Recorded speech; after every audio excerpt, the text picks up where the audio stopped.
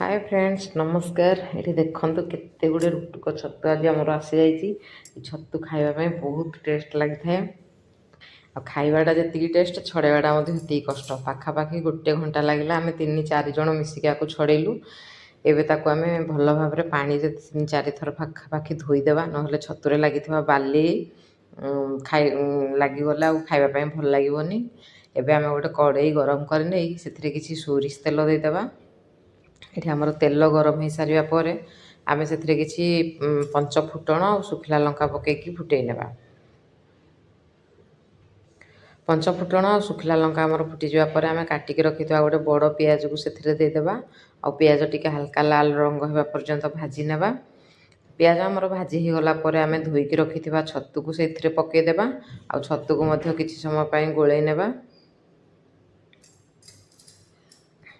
ये मु गोटे आलू को सरू सरू काटिकी नहीं जाइए। पूरा सरू सरू काटिकी ता देहरे मिसईदेबा। एबे आमे से किसी गुंड मसला ऐड करवा। ये गुंड मसला मु लंका गुंड हलदी गुंड आउ किसी गरम मसला गुंड नहीं से सबको एवं छतु आलू देहरे पकईकी किसी समय भाजी नेबा।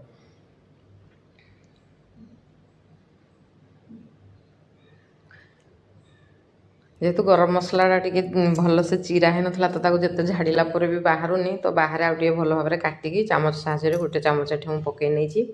एबे आमे स्वाद अनुसार लुण आउ काटिकी रखि गोटे टमाटो को ता देहरे ऐड करदेबा। आउ ताकू एमती मीडियम फ्लेम रे 5 ରୁ 10 मिनिट पर्यंत भाजी नेबा। एबे प्रिपेयर हो गला हमर रुटुक छतु भजा।